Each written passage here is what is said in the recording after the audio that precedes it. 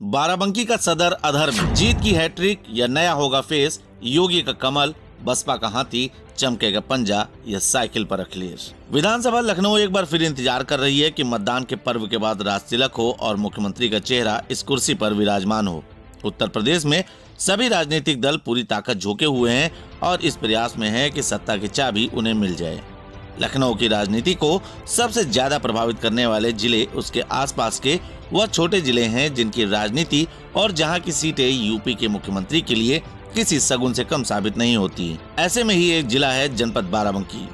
लखनऊ से सटा हुआ बाराबंकी जनपद 6 विधानसभा से सुसज्जित है और जिसमें सदर विधानसभा का अलग ही वर्चस्व रहता है।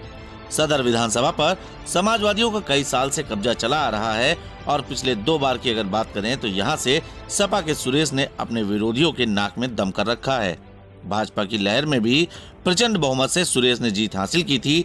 अखिलेश यादव को भी यह बता दिया कि वह सपा के सच्चे सिपाही के तौर पर मजबूती से लड़ते रहेंगे और इसी का फायदा सुरेश यादव को फिर मिला और अखिलेश ने सुरेश पर भरोसा करते हुए एक बार फिर से उन्हें पार्टी का उम्मीदवार बना दिया।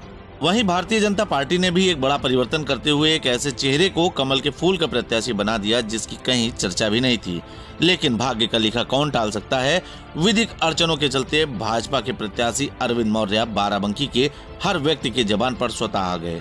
यह कहना अतिशयोक्ति नहीं होगा कि जिस नाम की चर्चा किसी के जुबान पर भी नहीं थी, उस व्यक्ति की चर्चा जिले में ही नहीं लखनऊ की भी राजनीति में होने लगी। भाजपा ने मौके को भांपा और जातीय समीकरण साधते हुए इस सीट को परिवर्तित न करते हुए अरविंद की पत्नी को टिकट देकर एक महिला प्रत्याशी को सामने लाकर महिलाओं की सहानुभूति भी बटोर ली। एक महिला प्रत्याशी के सामने आने से यहाँ का चुनाव रोमांचक हो गया। वहीं बहुजन समाज पार्टी ने भी स्थानीय डॉक्टर विवेक वर्मा को टिकट देकर अपने इरादे जता दिए। डॉक्टर विवेक भी सदर की सीट से आम जनचर्चा के मध्य मौजूद हैं। कांग्रेस ने यहां से एक मुस्लिम प्रत्याशी रूही अरशद को मौका देकर राजनीतिक पार्टियों के होश उड़ा दिए। जातीय समीकरण में उलझी सदर की सियासत में राजनीति की इन चालों से सदर अधर में पहुंच गया है। हर प्रत्याशी अपनी जीत का दावा कर रहा है और मजबूती से अपना पक्ष रख रहा है। सपा के सुरेश, बसपा के विवेक, भाजपा की रामकुमारी और कांग्रेस की रूही ने सदर में अपनी चहलकदमियों से रोमांच पैदा कर दिया है।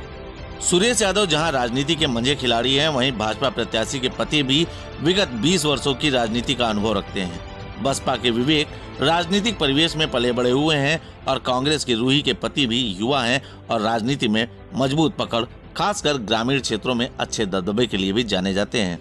कुल मिलाकर पार्टियों के इस दांव से जनता भी अधर में है और जातीय समीकरण भी अधर में है।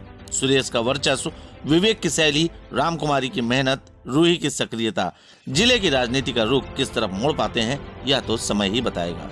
इस बिंदु पर अगर समय की बात करें तो बसपा ने विवेक को काफी समय पहले ही अपना प्रत्याशी बना दिया था जिसका उन्हें लाभ मिला। सपा और भाजपा ने प्रत्याशी की घोषणा विलंब से की।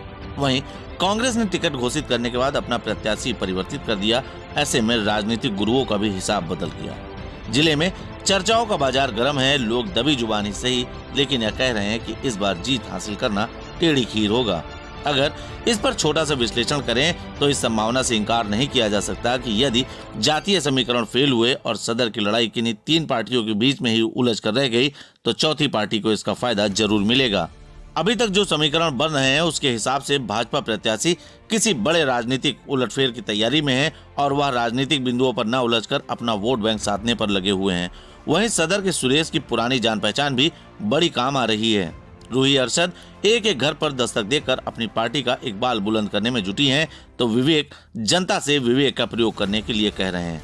अब ऐसे में सदर की सीट काफी रोमांचकारी हो चुकी है और सदर का सेहरा किस पार्टी के सिर पर चढ़ेगा यह भविष्य के उस गर्भ में छिपा है जिसका अल्ट्रासाउंड करना भी इस बार राजनीतिक पुरोधाओं के लिए मुश्किल हो रहा है।